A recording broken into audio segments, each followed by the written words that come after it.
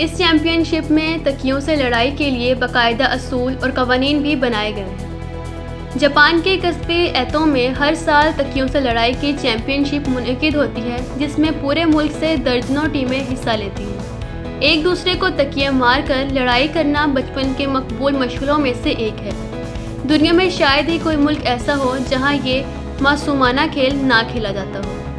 Japan वालों ने इसी खेल को मकबूलियत के एक नए मुकाम पर पहुंचा दिया है, जिसके बारे में दूसरे लोग शायद सोच ही सकते हैं। जापान के कस्बे एतो में 2013 से सालाना बुनियादों पर तकियों से लड़ाई की चैंपियनशिप मुनक़िद होती है, जिसमें छोटे बच्चों से लेकर उम्र रसीदा बुजुर्गों तक बाकायदा टीमों की शक्ल में हिस्सा लेते हैं। इस चैंपियनशिप में तकियों से लड़ाई के बाकायदा असूल भी हैं, जिनके बारे में यूट्यूब पर कई वीडियोस भी मौजूद हैं। मसलन ये कि हर टीम में 5 खिलाड़ी होंगे, ज़्यादा सख्त तकिए इस्तेमाल नहीं किए जा सकते। मुखालिफ टीम के तकियों का हमला रोकने के लिए ख़ास जिसामत और मोटाई वाली एक नरम रज़ाई या लिहाफ का इस्तेमाल भी किया जा सकता है। और ये कि खेल शुरू होने से पहले तमाम खिलाड़ियों को वहीं एक कोने में रज़ाई ओढ़कर लेटना पड़ता है, जबकि वो सिर्फ उसी वक्त उठ सकते हैं जबकि रेफरी सीटी बजा दे वगैरह।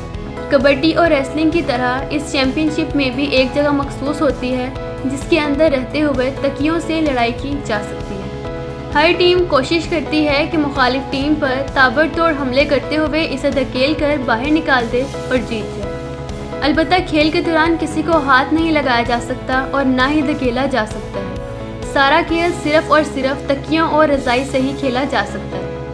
जापानी मीडिया के मुताबिक जब पहली बार ये चैंपियनशिप मुनक़िद हुई तो इसमें सिर्फ 2 ही टीमें शामिल थीं, लेकिन दूसरे साल इसमें जापान के मुख्तलिफ इलाकों से 6 टीमें शरीक हुईं, जो इसके गैर मामूली मकबूलियत का सबूत था।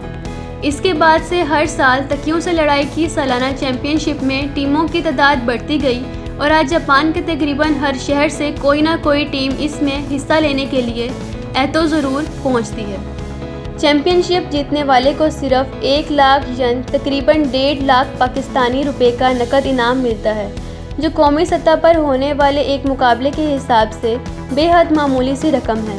लेकिन इस चैंपियनशिप के सरकार का मकसद इनाम नहीं बल्कि तफरीह हासिल करना होता है। अपनी 8 साला सफ़र के दौरान ये चैंपियनशिप बहुत मुनज़्ज़म हो चुकी है, जिसमें मुकामी तौर पर फ़तह टीमों को एटो पहुंचकर कौमी चैंपियनशिप में हिस्सा लेने का मौका मिल पाता है। मेरे चैनल पर नए हैं तो आपने मेरे चैनल को करना है सब्सक्राइब, लाइक और बेल आइकन के बटन को प्रेस करना नहीं भूलना, क्योंकि बेल आइकन के बटन को प्रेस करने से आपको मेरी हर नई आने वाली इंफॉर्मेटिव वीडियो का नोटिफिकेशन मिलता रहेगा।